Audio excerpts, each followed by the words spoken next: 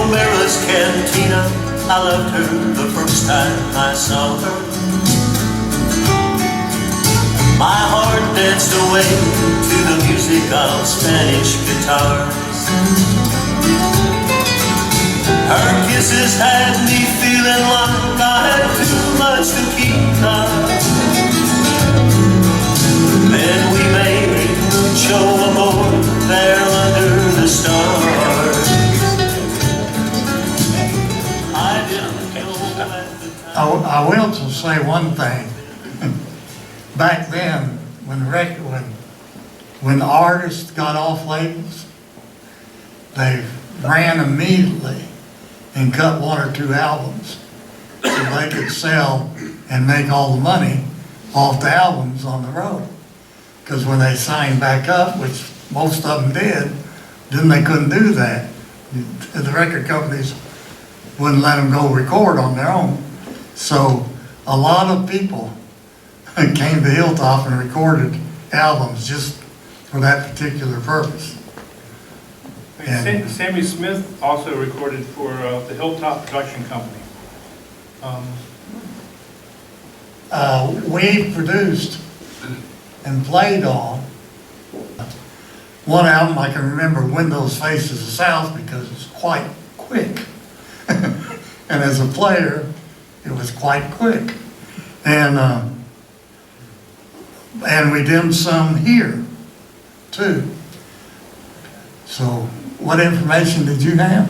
I just had that she was produced by Hilltop Productions, but I couldn't find any information of what she had recorded because allmusic.com it'll show your dad, but it doesn't really show any listings for, you can't look up recordings by studios. Well, the owner of the record label at the time was David Bell, and he might have put us down for something like that, because it was practically the same musicians. Through my, my research, that's what I found. So I was curious. Was she not the one that had, this is off base a little bit, but the sleeping disorder, that she would just go to sleep? Narcolepsy? Yeah, because if I believe it was her that passed out in the studio, standing at the mic, and woke up in the control room. We all went out and brought her in the control room, laid her on the couch, and she woke up. But I thought it was I don't remember. I'm pretty sure she did. The studio goes wonders. I mean, she was really bored. She went to sleep. You know, before the end of the intro, she was out. Jim Malloy spent some time there producing Stella Parton's first album. Yeah. Did you do I that? did her first single. Okay. Do you remember what it was? I'm gonna hold you in my dreams tonight. 4 minutes and some odd minutes. No. I wanna hold you in my dreams. I wanna hold you in my dreams tonight. When I'm holding you, everything seems so right. Even when I'm sleeping, you're still on my mind. And I wanna hold you in my dreams tonight. Some dreams are shattered. So here's a question I want to ask the engineers. How many of you recorded vocals using a Shure microphone? Oh, yeah. Yeah. SM5B. SM5, Yeah. that's the best vocal mic ever made. The movie Except for the ones version. The movie version of it. Yeah, That's they why I don't make had those anymore, by the way. SM5s. We still have three. Two working pretty good. It's basically an SM57 with a big football on it. And a roll-off. But It they was a were, great mic. You could put it right against the thing and never have a pop, ever. And One short story about Jim Malloy is that you worked with Stella and Jim, I guess after you left, I did some stuff with Jim and Stella. And so at the end of the session one night, of course, Jim, I hadn't been there that long, and I previously had worked for the Marshall Tucker Band. I was on the road with them for about 5 years. And so Jim says to me, he says, so, I said, you work with Marshall Tucker? And I said, yeah, I did. He said, you think those guys would be interested in doing a country record? I said, well, I don't know. I'll ask them. So I did. I made a phone call and talked to the road manager. He said, are you kidding me? He said, we're a rock band. We're not going to do country music. And of course, about 6 months later, Alabama hit the scene. And the rest is history. You know, they could have been there. Well, not that it would have made any difference, but so which one of y'all worked with Ray Pillow? I did. You did? How long was that like? You know, I don't remember a whole lot about it. We did that as a production company, Was that a Ray Pillow project? Ray Pillow. Yes. Yeah. Yeah, we did 2 albums with him. None that were earth-shattering. Yeah, I don't remember any titles. Do you remember any titles? No, No, I don't either. they were on the Hilltop label, but they weren't our Hilltop. It was the Pickwick Hilltop. Okay. Nobody got in an argument over it, so, Well, so the Osborne brothers yes. recorded quite a bit there Yeah, at the studio. And Jack was your dad was the producer. And I might have played bass. I worked some he with was the him. producer and the engineer. And Yeah. I'm showing that, Kevin, you mixed them. Actually, what happened was the project was finished and just needed to be mixed. And Jack's father died. You remember this? His father My died. grandfather died in He died in California. California, and Jack had to leave and go to the funeral. And he said, you mix this with his Osborne brothers. Well, I don't know how many people in here know Sonny Osborne, but he's a big dude. And he's fairly belligerent. So by the end of the first day of mixing that project, I'd heard all the bluegrass music that I wanted to hear. And, you know, it was a long process. Did he keep saying, turn the banjo up? Yes, of course. I wonder why.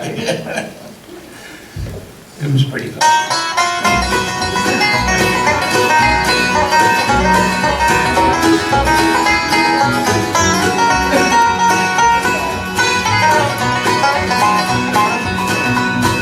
Don't forget me, little darling, while I'm growing old and gray.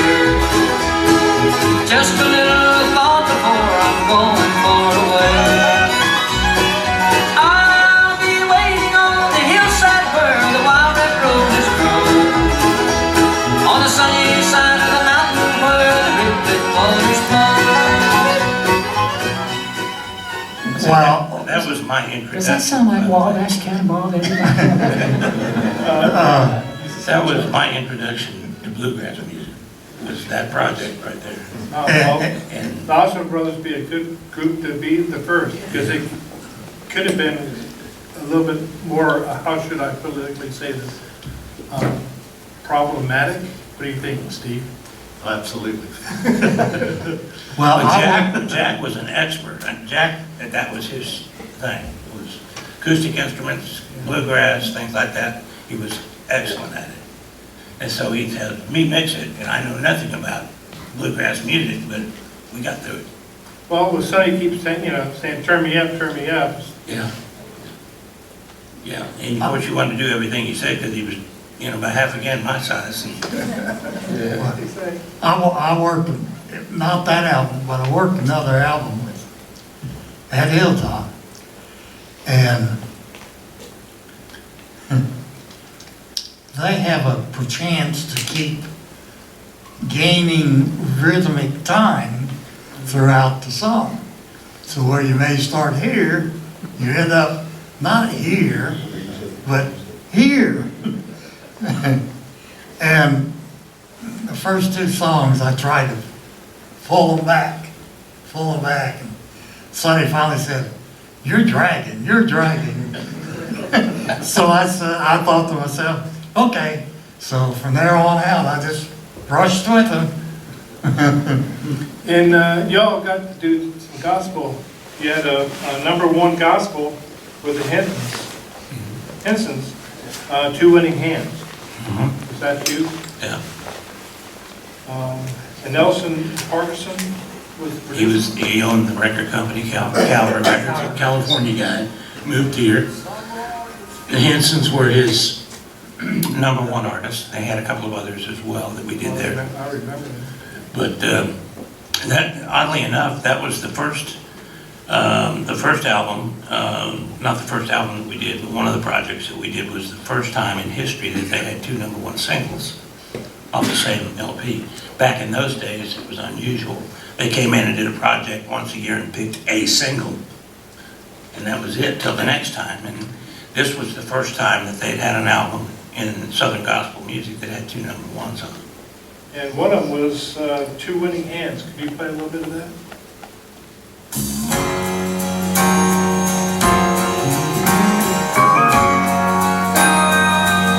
Some lawyers can win,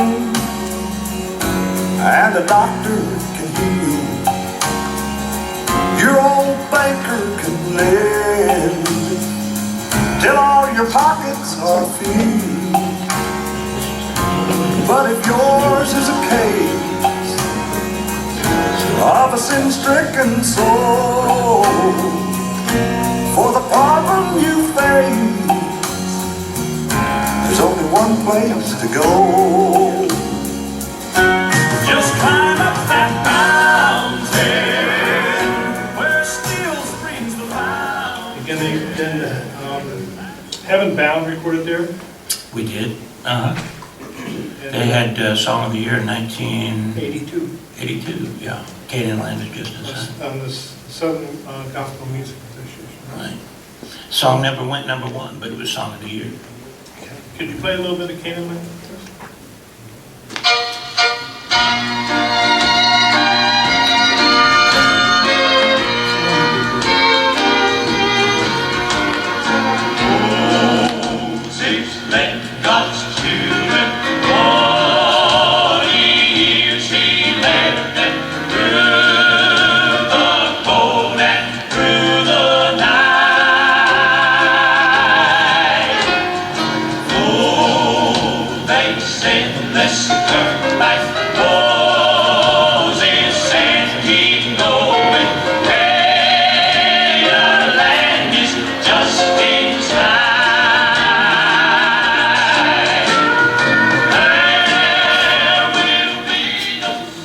Up there, it looks like outside the studio down below. Oh, it does. There was a house down there. At one time, it had trees around it. You talking about your house? No, The other side of the driveway? there was a house right down at the bottom of the hill, Oh. right where the roads come together, Yeah. right to the left as you're looking towards due west. Right there. It got torn down. It was trash, trashed out. The 4-room old house. So John, when did you come to Hilltop? Do what? When did you come to Hilltop? When did I start there? I started in 1981. It was early 1981. And it's kind of funny, I had no experience really in the studio or anything. I just moved to Nashville from Lewis County, Cornwall, Tennessee. I thought I was going to be the next biggest engineer, but yet I was so naive I didn't know anything about it. Anyway, I got here and I just got the phone book. I'll tell you a quick story how I got hired there. And here I am up in, of course, the big city, in the big yellow page phone book. I just started calling studios, pointing at them. And I called about 5 or 6, and I made it very easy for them to say, no, we don't need anybody. I said, hey, I'm John from, Cornwall, Tennessee. You don't happen to need an engineer, do you? No, sir, I'm sorry, we don't need anybody. Thank you. Oh, okay. I went to about 6 down and finally landed on Hilltop. Now, I've never heard of Hilltop Studio, or any studio for that matter. Same thing. Hey, I happen to need an engineer over there, dude. And the funny thing was, Betty, who Billy mentioned earlier, the secretary there, was working there, and she would get these phone calls all the time, and she'd say the same thing, no, I'm sorry, we don't need anybody. Well, the moment I happened to call, she went to the restroom. And so Jack was sitting at the desk, and he happened to pick the phone up, and he's the guy I'm talking to. And so I said, you don't have to need anybody, do you? And he goes, I'm talking Jack's voice. Yeah, we kind of do need somebody. Why don't you come over? And I thought, okay, this is great how this works. I'll run down there, and I get to talking to Jack, and we just hit it off really good, you know. I mean, it's like just became friends instantly. And Jack hires me that day. So I'm thinking, wow, I'm going to be this big-time engineer all of a sudden. You know, Kevin was working there, Billy. And anyway, I later found out Jack really just needed a helper, you know, to play ping pong with or whatever. We were doing it for a year. And, but the great thing was, as I was there all that time, I got to, you know, be around these guys who were my mentors. I got to see how really good engineers work. And I kind of learned just watching these guys. So that's sort of how I got going there. But So Kevin and Billy, mainly. And that's a little bit before I met Steve. He came along a little later, but that was in 1981. There's my mother up there. Yeah, there's me and Kevin right there with our awesome Hilltop t-shirts. Yeah, I need a new one. my mother. and my Back when I was secretary. skinny. I don't think we can get into those shirts today, do you, Kevin? That's Betty, the lady in the center, and that's Billy's mom in the red. And Betty was the one there that went to the restroom, yes. Oh, that's her. Yeah. That's what the studio used to look like. A lot of this, what's that, poplar wood? Yeah, before the fire. Yeah, the whole studio looked like that. Okay, at the end, we have a list of the various artists that work there, but we're going to show a bunch of pictures here and hopefully stir some memories of some of the sessions that you all can talk about. Well, I have one question. Okay. Out of this audience, besides us, who else has engineered at Hilltop? Got to be some. There's a couple, three. I just wondered. And everything worked. And survived. Most of the time. That's with John and Wes Ladd. That's a current picture, and that's an SSL 9000 console we have in there now. We've had many consoles over the years. Well, let's talk about when was the changeover? When did you all? Yeah, well, back in the day when Gene worked there and Kevin, you know, they were basically homemade consoles, as you saw a couple of the pictures. And then And what came after that? the first factory-made console, which I actually saw a picture somewhere, was an AMEC Angela. Very great sounding console. That was the first, like I said, factory-built console we had. Let's establish that Jack he never wanted to buy anything and finance it on time. If you didn't have the money, you didn't buy it. That's the way he thought. So when we decided that we needed to move up to another console, Jack went to Dallas and bought a console, brought it home in his van. It was an AMEC Angela that was in a small studio He down went there. with him. Did you go with it? Yeah. Okay. Yeah, there's a funny story behind it, but I won't waste everybody's time behind it. Well, please. Go To the ahead. best of my knowledge, that Angela was in a studio where the sprinklers went off. And so there was a lot of damage underlying in that console that we didn't know about. So we put it in and had some work done on it, and we still had a few little problems and stuff with some switches and things like that, but for the most part, it was a good console. It's a great console, and Yeah. one record that was cut on that console I remember was Gene Watson's Memories to Burn, and that was an awesome sounding record. But that was truly one of the best consoles I ever heard to this day. Yeah, to this day, they stack up. Yeah, it was 4.8, and then after... Is that when you went 24 track? Yeah, had been 24 track for, actually, back in the homemade days, even in 80, well, when I started 81, y'all were already 24. You had a 16 and a 24, so Yeah. I'm not really sure when 24 happened. We had serial number 001 or 002. They delivered it in two pieces. Yes. The transport came one day and the electronic cage came the next day. But would that have been 76 or 77 or something like that? That was before I started working there. I happened to be there and did a session on it right after they put it in. That was the first, machine number one was in parts down down in Criteria, I guess. And- And that was the first one. And they Studio actually Supply, built. Studio Supply brought it out in two pieces, did they Yeah. not? That's what I was told. Yeah, they did. But then, when we got the 24 track, here again, Frugal Jack buys the 24 track that had been sitting dormant in a studio in Atlanta for a while and brings it in, and it was serial number 002. It was the second 24 track version that they had Really? that I they didn't made. know Yeah. that. We nicknamed it Jaws because every time you hit that white leader tape, it would spew tape. Didn't like that.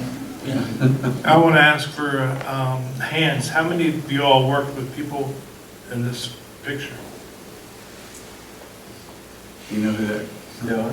You got Gary Prim Yeah. and Greg Galbraith, Bruce Watkins, Jack Jack Ross, and Clyde Brooks playing drums in a green shirt. Yeah.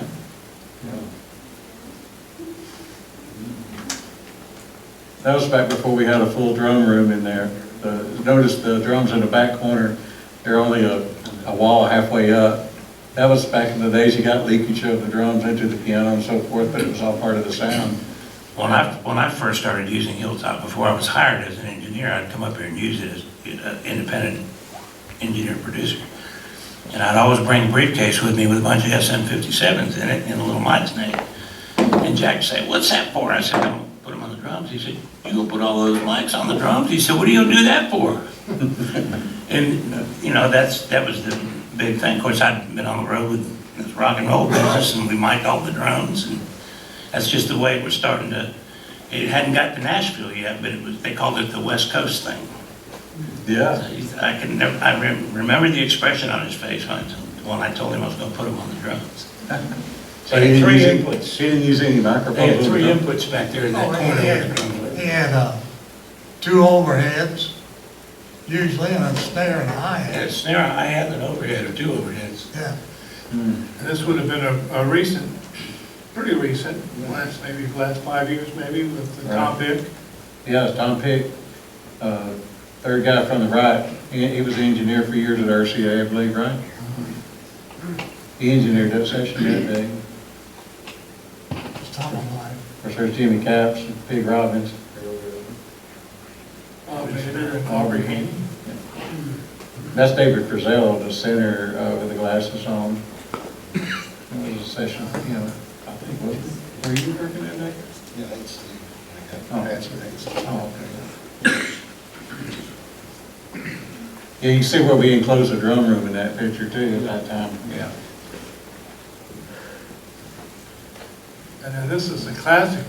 Do you have any idea when this was done? Because that's Lisa Silver on the left. Is it? Uh-huh. She says it's her. Do you remember what that Well, I'll song take her word. was? It 22. I 22 was using that thing on every. You'll notice that beautiful yellow shag carpet. Oh, yeah. Yeah, and you can't tell in this picture, but that was crushed velvet gold back there on the walls. Yeah. What is that on the wall? Shag carpet. There were 6 cedar shakes, they're in a half, and then you'll notice that they're filled Cedar out shakes and- by a 2x thing, and there's insulation and that material over it. You know, some things about Hilltop to this day haven't changed, just like those cedar shakes are still there. The same design is just like it was. Of course, the shag carpet's gone. We got better shag carpet now. But yeah, the basic design, we never, you know, wanted to change that. It's a good sounding room, so you gotta be careful not to change anything. So when I bought it in '94, I just really changed the aesthetics of it, the colors and stuff like that. There you go. And so that's really the way it always was. And now in this picture, now we did enclose the drum room. That had been that way for a while now. But as far as the walls on the right and see the walls on the left, that's where that picture was a minute ago telling you about the gold crushed velvet was on those, I call them the cones, but anyway, that part on the left side. So you kept the bench for the amplifiers to sit on? That's still original, yeah, we never did change that out, but that's where in the early days, the guys would always put their amps. Now at the studio, the amps are behind that wall in rooms, but that's where they would all do it. Put them. all play through that. That's Sonny Garris there, by the way, too, playing steel. And back in Billy's old bedroom. Yeah, Yeah. yeah. So your When veterans are did we downstairs? build the drum booth? Were you here, were you there? Well, John actually Yeah. did build the drum booth. We built go-go's and semi-enclosed it. Would it be, it John- probably would have been in the early 90s, I right? did that. Yeah. So when was the drum booth put in? Approximately? Which one? 90s, The what? the drum booth. Oh, yeah, we were just thinking maybe early 90s. It was, See, when I opened Oak Valley Studio, that was the first thing I did was build an enclosed drum booth. 'Cause yeah. I always hated that sound And then the of windows. picking up the drums in the vocal or the Right. fiddle or the I rhythm know. guitar, whatever. Yeah, by then, records were being made, of course, multi-track and everything had to be isolated. So it was not a lot about the acoustics of the leakage of rather the drums going to the piano mics for a certain sound anymore. So, yeah, we had to definitely do that. So Steve, when you came to town, you did a lot over at Pete Drake's. Yes, in So- 77, I came to Pete, 76, 77, I came to Pete's. Okay, and then you would go from Pete's out to Hilltop? Yeah, well, I went from Pete's back home, I had a studio at home, and then, but I was still working in Nashville. I would drive down and do freelancing stuff, as well as that. Pete actually was my start in Nashville. I got into the business about 71, and then I came down and worked with Pete and Johnny. There you go, because we got some pictures of you coming up. Uh-oh. I'm trying to, well, There's one. there's one to begin with. Got my Beatles shirt. Hey, can you tell us what this session was? That was a David Frizzell session, actually, I believe. Well, I'm not sure. Yeah, I think it was. David's not in that picture, but see Brent and Steve Henson, Rob A. Jacobs. Is that Tony Harrell? Yeah. Yeah. I can't, trying to remember the other guy. I'm Greg Ladero. Greg Morrow. Greg Morrow. Yeah. I believe that's what it was. And this one here was B.J. Thomas, and that's, let's see, Tommy Wells, myself, back in, Tom Wild, and then Billy Joe Royal, and then, BJ. well, between B.J. and Billy Joe, that's Oak Saturday. Roy. Looks like having even Stevens. No, it's, I think he passed away. Roy, bass player? No, he was the singer, oh man, trying to get my memory together on that. Roy Vogt on bass, he was next to BJ, Yeah. and his left, and then Mike behind him. Tony Joe White, he's the guy with the sunglasses. Tony Joe White. Yeah. He passed away last year, I think, and so did Billy Joe. But that was a good session. Of course, there's Sam Bush, J.D. Crowe, and this guy on the other side. And David Frizzell, obviously, and of course Bobby Bear. I met Bobby Bear actually at Pete Drake's the first time I had worked with him. We were doing an album with his band, and he came in and worked with that.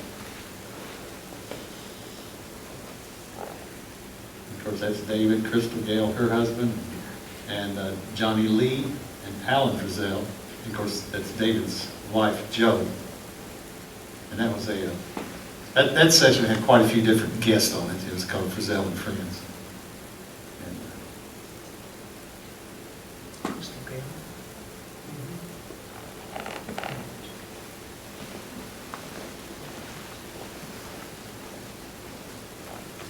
Is that the end of the reel? Okay. Yeah, we had an 80-28, was that what that? 8128. 8128, Near that time. Yeah. So after the AMAC console, what you put in? It was a Quad 8 Virtuoso. Yeah. Kind of like a Mitsubishi. So it's Mitsubishi, it's like the Mitsubishi Vestar, but ours was a Quad 8. Quad 8 made it for Mitsubishi at the time. And what'd you put in the B room? B-Room, it's had a bunch of them. Actually, it started with a homemade console and didn't have any preamps. It was a mix-only console. Then it went to like a Sound Workshop Series 34, and then it actually bought a Neve from Gene out of Reflections, 8232, that stayed in there for a long time. And then I think a Neotech Alon was in there, then and a Need V1. Gosh, then we finally went into digital stuff after that. Where The saddest day was my life. The saddest day of my life was seeing that Neve VR console come go out. after you had it? Didn't it? What's that? That Neve console, where did it go? Oh, the one that you sold me? Yeah. I sold it to Merle Haggard. Merle Haggard. And it went to his studio in Upper California there. I went out there and helped put it in. He still has it, well, it's still there to this day. I had two of those. It was a great console. Yeah, Yeah, that was one of my I did- favorite boards. I did a lot of records at your studio on that console. That was one real good console. Yeah. That was a good console, Gene, and I always wondered if I should have put it in the A room at the time. I put it actually in the B room. We needed a mix console. Yeah. And at the time, I had the Quad E Virtuoso, I think, in the A room. And I always thought, maybe we need to switch these around because we need to be tracking on the Neve, you know, actually. It had a strange, The day that they brought that first, yeah. it took 8 of us to get it off the truck. Oh, it was it weighed a ton. But it had a strange quirk. It's like it had this interrogation system, you know, the buttons you press and it tell you where you were assigned. Yeah, I remember Well, that. you'd scoot across the floor and touch the console and it would assign every microphone to every output.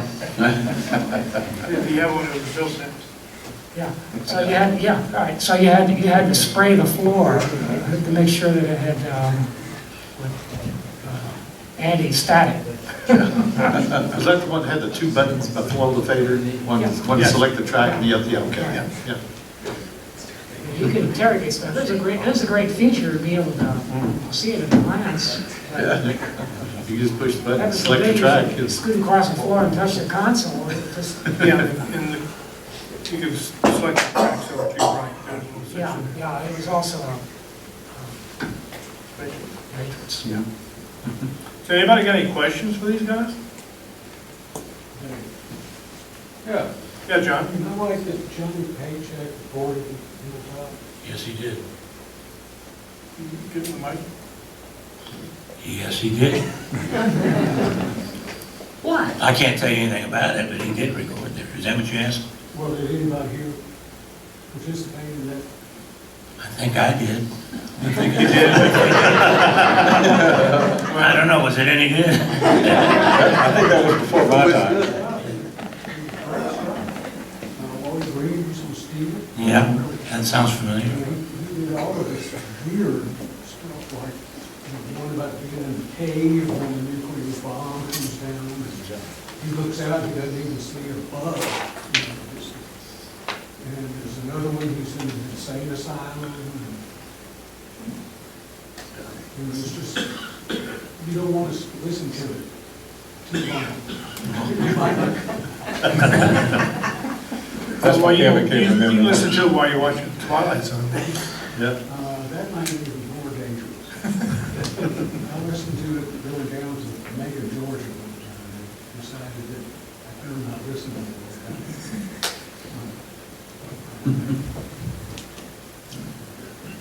Any other questions? There's a, Yeah. No, or all of you, this is going to be a difficult question, but if you had to put a number to it, how many albums do you think you did at Hilltop over the years? Just I tell you an interesting, plus or minus 100. it'd have to be thousands and thousands, but I tell you an interesting thing, similar to what you're asking. You know, we have an invoicing system, you know, everybody gets an invoice and they're numbered. And just the other day, I was making out another invoice, and these invoices, for as long as I've been there, since 1981, and I think these particular kind of invoices go back further than me. But anyway, I was on invoice number 16,000 and something, and that's assuming I think they started back at 1 or somewhere close to it. So that's a lot of recording for, or a lot of build sessions, if you will. back, But I don't know how many, I was like, well, back in the original days, when my father engineered, he did groups direct to 2-track. Now, an engineer today would have a little problem with that. they're so used to, But you could do a couple of albums, 2 or 3 albums a day. yeah, you did, Yeah, we used, when I came to work there, we two a did, day. we were still doing 2-track things when I came. Yeah. We'd come in on Saturday morning and do an album and be done It's done. Sure. by 1 o'clock. End of the day, you had your record. Yeah. Yeah, Splice the front and the rear and. That's it. Well, even It's done. the gospel stuff, you cut 5 before lunch, Well, 5 that's what after it lunch. was. Right. And they had maybe an hour to fix their vocals, and he had maybe an hour and a half to mix it without any automation. No, if No. you're doing a 2-track, there wasn't any fixing the Oh, vocals. no, but We got it progressed later with Eddie Crook, that was his kind of motto. Yeah. Yeah, Eddie would say, musicians would get done in maybe 4.5 hours. He'd say, let them go back and sing whatever they want to sing and call me when you got it mixed.